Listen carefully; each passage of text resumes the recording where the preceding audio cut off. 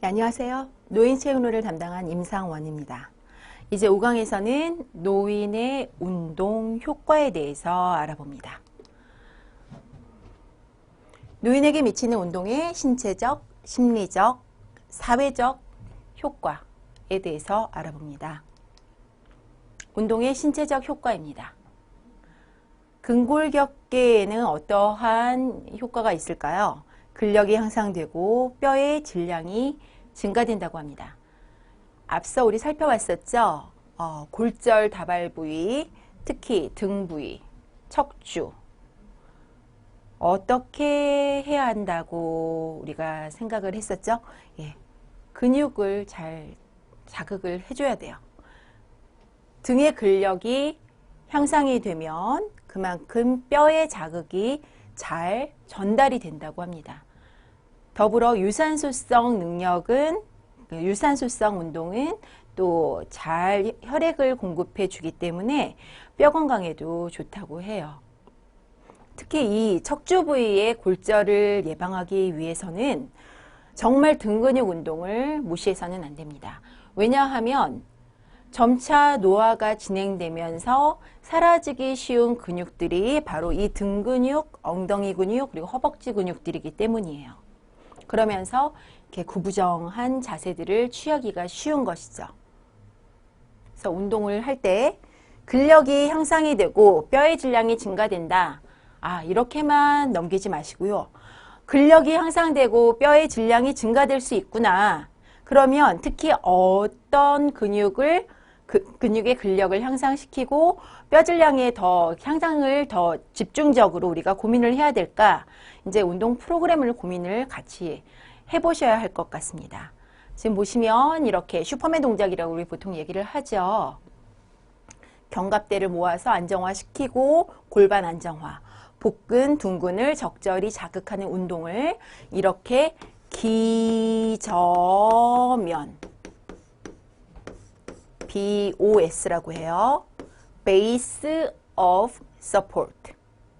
지지할 수 있는 베이스, 기저면이 넓은 누워서의 동작부터 시작을 해서 제대로 인지할 수 있게끔 운동 프로그램을 해드리는 게 좋을 것 같습니다. 이때 힘을 쓸 때에는 호흡을 내쉬어야죠. 그리고 어떻게? 그냥 평상시에 호흡을 유지하시면 좋습니다. 저의 멘트를 설명드릴까요? 들이마시고 내쉬면서 배꼽 당기고 골반 저수축, 복근 등근에 힘 꽉 주시고요. 어깨 등짝 조여서 쭉 몸 말단을 더 멀리 늘려주세요. 들어 올리려고 하지 못하고 쫙 늘리는 기분으로. 그렇게 하면서 이 등 근육에 힘이 가해지는 것, 그리고 복근, 그리고 엉덩이에 근육에 힘이 가해지는 것을 느끼세요. 이렇게 멘트를 드립니다.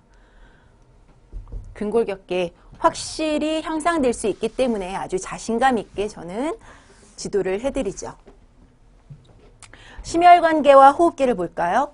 최대 산소 섭취량이 증가됩니다. 아까 노화에 의해서 최대 산소 섭취량, 즉 유산소성 능력이 감소된다고 했죠.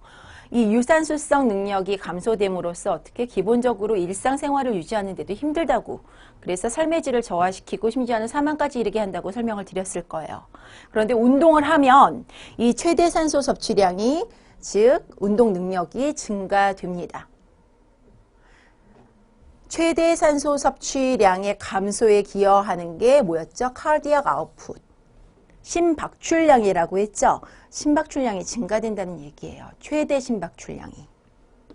이것은 스트로크 볼륨과 하트 레이스로 이루어진다 그랬죠. 요소가 노화로 인해서 최대 심박출량이 감소합니다. 이게 최대 산소 섭취량의 감소에 아주 기여를 많이 합니다. 설명드렸어요.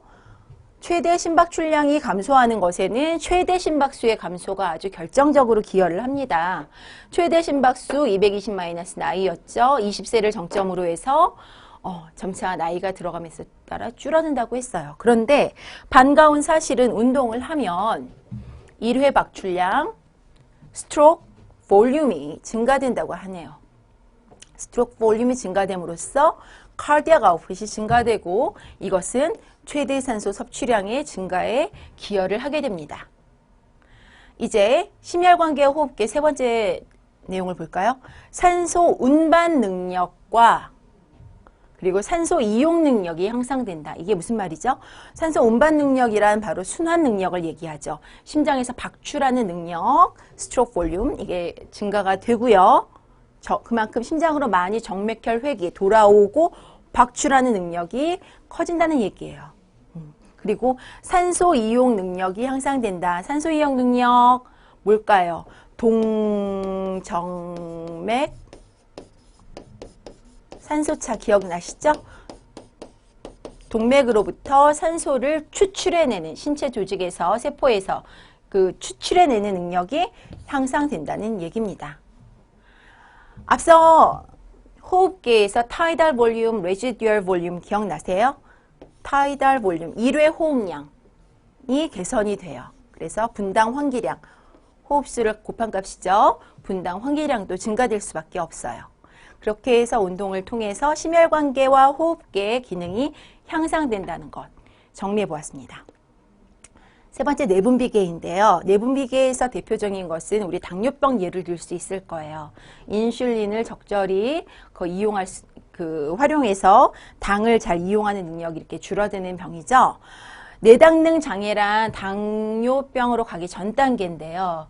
이때 운동을 적절히 해주게 되면 내당능 장애인 사람이 당뇨병으로 넘어가지 않게끔 예방할 수 있습니다. 내당능 장애는 운동의 효과가 극대화되는 시기라고 해요. 신경계 마지막입니다. 신경 전달 기능이 향상됩니다. 신경 전달 기능이 향상이 돼요. 반응 시간, 신경 조절 기능을 변화시켜 협응력을 향상시킬 수 있습니다. 운동을 통해서 신경 체계를 많이 뇌를 자극을 하기 때문이기도 하지만 뇌를 더 풍성하게 만들 수 있는 그러한 그 비료와 같은 역할을 해주는 여러 좋은 물질들이 근육으로부터 분비된다라는 것들이 요즘 연구 논문에서 많이 보고되고 있습니다. 신경 전달 기능이 향상돼서 신경계 기능이 원활해진다. 책을 참고로 해주시면 좋을 것 같아요. 뒤에서 제가 책 한 권을 소개해 드리도록 할게요. 이제 삶의 질과 웰빙에 대해서 알아볼 거예요. 운동의 심리적 효과 첫 번째 내용입니다.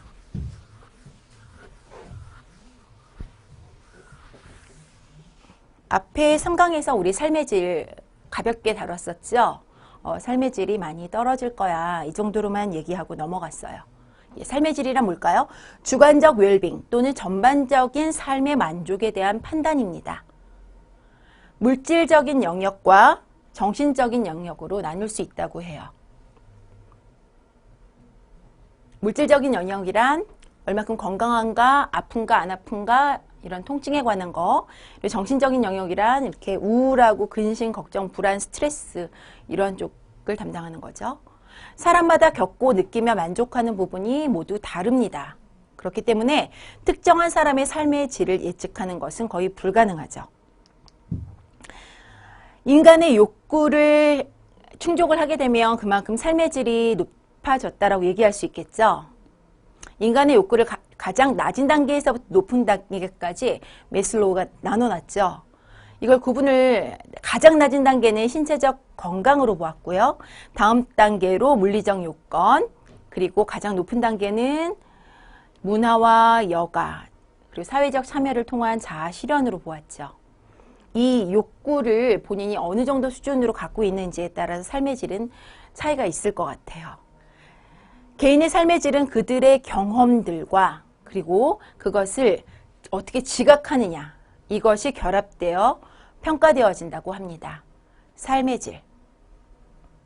노화로 인해서 삶의 질은 더 좋아질까요? 아닐까요? 건강 관련 삶의 질과 비건강 관련 삶의 질로 나눌 수가 있습니다. 건강 관련 삶의 질이란 개인의 경험, 신념, 기대나 인지 수준에 따른 신체적, 정신적, 그리고 사회적인 측면에 대한 건강 수준인데요. 노화가 진행되면 앞서 우리 이론적인 거 많이 살펴봤었죠. 신체적으로도 기능이 많이 떨어집니다. 인지 기능도 떨어지고요. 심리적으로도 굉장히 불안하고 우울할 수 있어요. 그리고 무엇보다도 사회적으로 소통할 수 있는 그런 그 사회에 참여할 수 있는 기회가 많이 줄어듭니다. 그렇다면 이 삶의 질은 어떠할까요? 노인분들에게. 질병이나 질환이 있는 경우에는 더 떨어질 것이고요. 남성보다는 여성이, 그리고 연령이 높을수록, 교육 수준이 낮을수록, 그리고 사별 또는 이혼한 노인일수록 건강 관련 삶의 질이 낮은 것으로 나타난다고 합니다.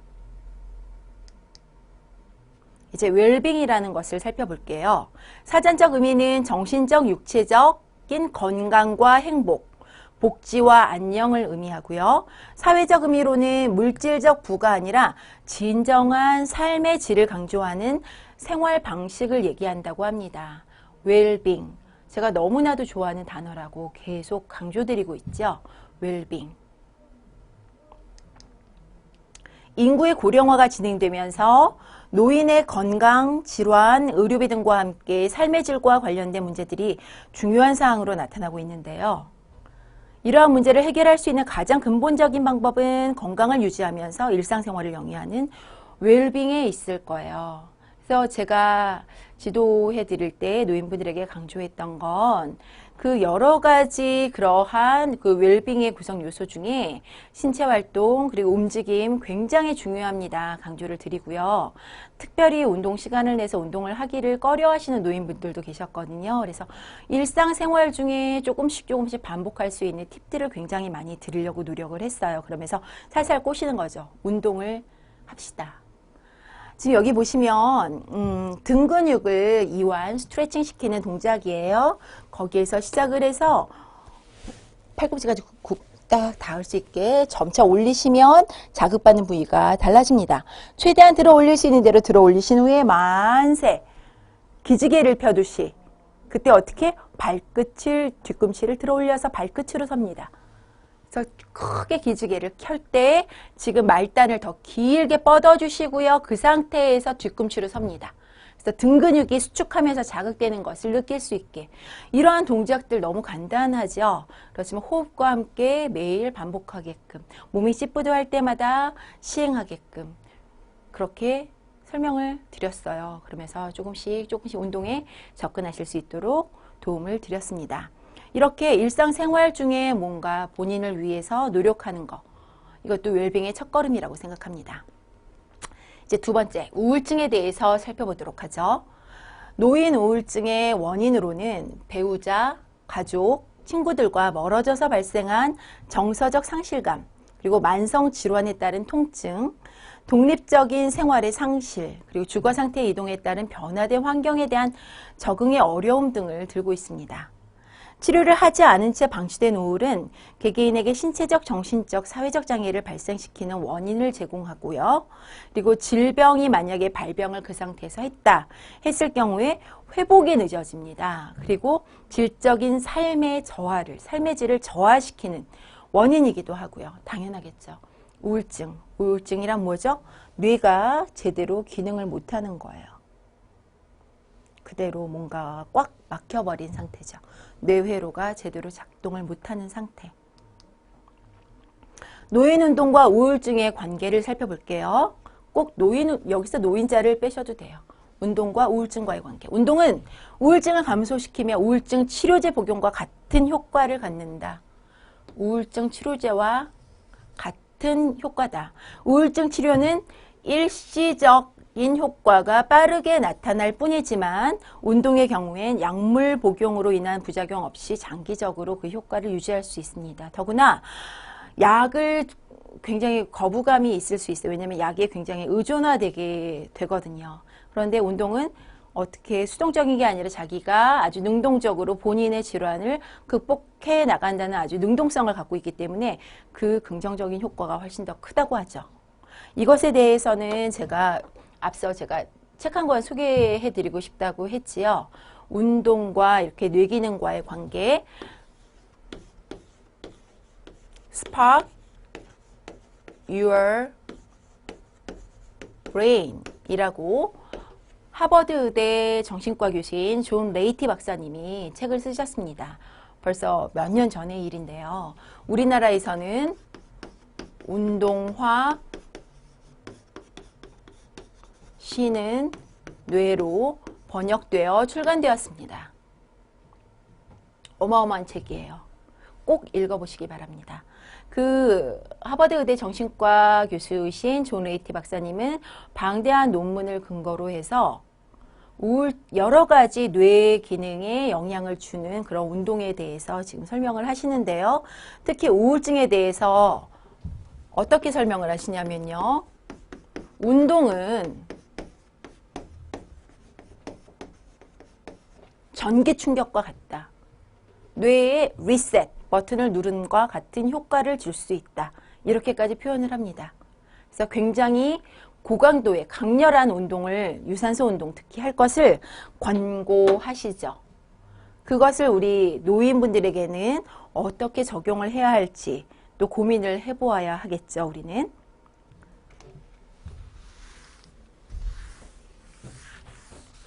이제 인지기능에 대해서 알아보도록 하죠. 첫 번째, 치매입니다. 65세 이상 미국 노인의 10% 정도가 치매 환자라고 합니다. 10명 중 1명이 치매 환자라니. 치매가 발병해서도 인지적인 기능을 활발히 한 분들이 계시죠. 그리고 심지어 장수하신 분들도 계세요. 그런데 그리 흔하지 않습니다. 치매가 유전에 의해 생길 수도 있다고 하는데 아직 규명되지 않은 상태고요. 연령이 높을수록 발병률이 높아요. 그리고 높은 치료 비용을 갖고요. 치매는 한 번 걸리면 회복되기 어려운 아주 치명적인 질병으로 여겨집니다. 예방이 최선이에요. 치매를 예방하는 방법에 대한 연구와 그리고 치매에 걸렸을 때 진행을 지연시키는 방법을 연구하는 이런 파트로 이렇게 좀 나뉘어져 있는데요. 규칙적인 운동은 치매 위험률을 감소시킨다는 것은 명백합니다. 하나 예를 들면 우리가 스트레스에는 두 가지가 있어요. 한 가지는 우리가 조절할 수 있는 스트레스, 좋은 스트레스일 수도 있어요. 공부라든지 운동이라든지 조절할 수 있죠. 근데 우리가 어쩔 수 없이 막 받는 스트레스, 이게 나쁜 스트레스인데요. 나쁜 스트레스를 계속 받다 보면 우리 몸에서 스트레스 호르몬인 콜티졸의 농도가 굉장히 높아지게 됩니다. 그렇게 되면 이게 복부 비만의 또 주범이기도 하고요. 그리고 혈당을 높이기도 하고요. 그리고 이런 것들이 우리 뇌에 알츠하이머, 치매 일으키는 그런 원인이 되기도 합니다. 그리고 치매에는 그러한 알츠하이머, 퇴행되는 알츠하이머 치매가 있음에 반해 또 혈관성 치매라는 것이 있죠. 우리 심혈관 질환에 의해서 생길 수 있는 치매들도 있어요. 그런 것들을 우리가 예방하고 치료하는데 무엇이 먼저 딱 떠오르세요? 운동.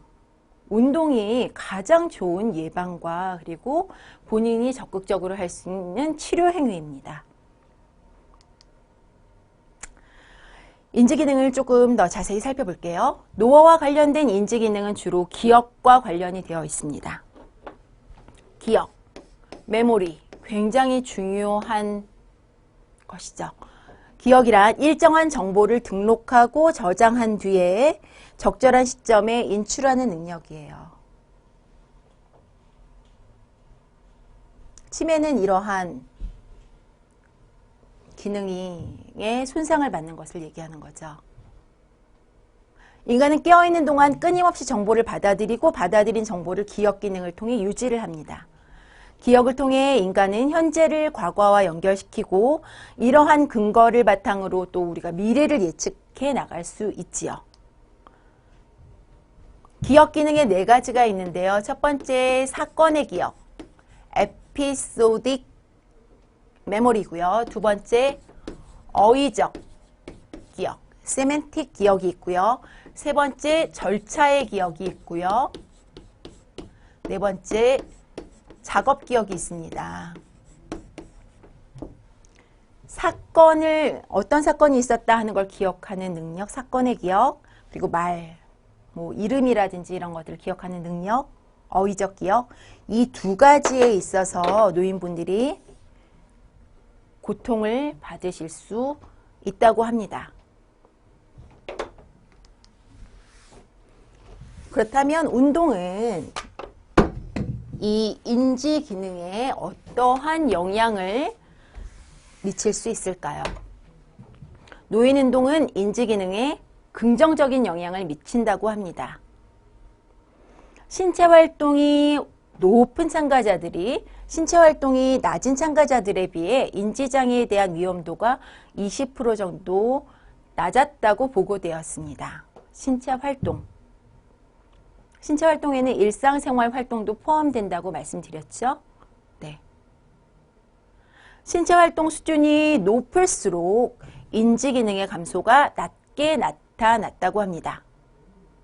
규칙적인 운동은 노화와 관련이 있는 중추신경계의 속도 처리 감소를 지연시키는 데 도움을 주며 반응 시간, 자극에 대해서 반응하는 시간도 이렇게 줄여줄 수 있다고 하죠.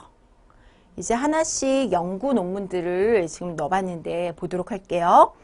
유산소 운동만을 실시한 경우에 단기 기억력의 향상 효과가 있다고 보고를 누군가 했어요. 그랬더니 또 다른 분이 유산소 운동만 하는 것보다 근력 운동, 저항성 운동을 함께 했더니 인지 기능이 더 오래 지속적으로 향상되더라. 이렇게 또 보고를 했어요. 또 다른 그룹이 유산소 운동과 정신 운동을 했어요. 우리 치매지원센터에 가면은 이렇게 그 작업치료사분들이 이렇게 정신 운동 하는 그런 프로그램을 또 진행하시기도 하시거든요. 이걸 같이 해봤어요. 유산소 운동과 정신 운동을 함께 실시한 집단이 합리적 기억과 학습 능력이 그냥 유산소 운동만을 한 집단이나 그냥 정신 운동만을 한 집단에 비해 높게 나타난 거예요. 무엇이? 예. 합리적 기억과 학습 능력이. 합리적 기억과 학습 능력이. 뭔가 떠오르시죠? 조금 전에 앞에서 그 Spark Your Brain을 쓴 저자, 하버드 의대 정신과 교수인 존 레이티 박사님이 쓰신 운동하시는 뇌, 거기 첫 번째 장에 소개된 게 영교시 체육이었어요. 그래서 그분이 우리나라에도 방문하셨어요. 그냥 사립초등학교에서 초대를 하셨었거든요. 영교시 체육. 공부하기 전에 운동하자는 거였어요. 영교시에 체육을 하자는 거. 많이 붐이 일었어요. 네. 마찬가지죠. 노인분들도. 유산소 운동과 정신 운동을 함께 실시한 집단이 합리적 기억과 학습 능력이 유산소 운동만을 한 집단이나 정신 운동만을 한 집단에 비해 높게 나타났다. 운동과 공부를 같이 하자. 이 얘기예요. 유산소 운동과 근력 운동 그리고 인지기능 운동을 함께 실시할 경우 인지기능의 감퇴와 치매 위험을 감소시켰다고도 보고가 되었어요. 중요한 것은 제가 봤을 땐 운동의 인지적 요구도인 것 같아요. 운동에는 여러 가지 요소들이 다 포함이 돼야 돼요. 유산소 운동만을 고집해서도 안 되고 근력 운동만을 고집해서도 안 되고 스트레칭만을 고집해서도 안 되겠죠. 기본적으로 요구되는 모든 것들을 같이 복합할 수 있는 복합 운동이 기본이 돼야 하고요. 그런데 이때 얼만큼 그것을 알고 생각하고 본인의 몸에 대해서 자각해서 그 운동을 효과적으로 해내게끔 지도하느냐, 이것이 중요하다고 생각됩니다. 운동 중에 인지적 요구도를 자극할 수 있는 방법들은 여러 가지가 있어요. 이 그림이 잘 크게 안 보이시는데요. 지금 밴드를 활용해서 운동하는 방법들을 저는 지도를 해봤어요. 이게 노인분들은 특히 그 말단의 손가락을 이렇게 마주대야 하는 능력이 많이 떨어지십니다. 그래서 이렇게도 하고 이렇게 빠릿빠릿하게 제가 엄지, 둘째, 엄지, 셋째, 엄지, 넷째, 엄지, 다섯째 이렇게 그걸 잘 못 맞추세요. 이 기능을 계속 훈련을 시키면서 에, 이, 오, 우 입 근육을 얼굴 근육을 활용하게 했어요. 그 이유는 이론적으로 우리 뇌의 그 면적을 많이 차지하는 게 바로 이 부분, 얼굴 근육, 입 근육 특히, 그리고 손가락 근육이기 때문입니다. 여기에 운동, 그리고 감각적인 정보들이 많이 분포가 돼 있어요. 뇌 지도에. 그래서 어떤 식으로 지도를 해드렸냐면 지금 간단히 그림이 잘 안 보이니까 보여드릴게요. 밴드 같은 걸 활용하시면 좋아요. 그래서 견갑대 잡아주시고 쭉 가슴 늘리고 등 근육 잡으면서 자극하면서 이런 식으로 손가락 구부림 근육과 손목을 신전시키면서 자극을 주는 거죠. 엄지 둘째, 엄지 셋째, 엄지 넷째, 엄지 다섯째. 이때 같이 아, 에, 이, 오, 후. 예. 이때 물론 어깨 질환이 있으신 분들은 바로 이렇게 운동하는 게 또 부담이 될 수 있어요. 그래서 여러분들은 어르신 운동, 노인 운동을 지도하실 때 여러 가지를 한꺼번에 생각해서 운동 프로그램을 제시해 드려야 합니다. 운동의 인지적 요구도 굉장히 중요합니다. 이제 운동의 사회적 효과를 보도록 할게요. 사회활동은 너무나도 중요합니다. 너무너무 중요해요. 사회활동을 하지 않는 노인은 정신적, 신체적인 부분에서 약화되기 쉬워요. 노인에게 있어 사회활동은 운동만큼이나 중요한데요. 사회활동을 하지 않는 노인은 사회 참여를 하는 이들에 비해 신체적 감소가 굉장히 빨리 진행이 된다고 해요.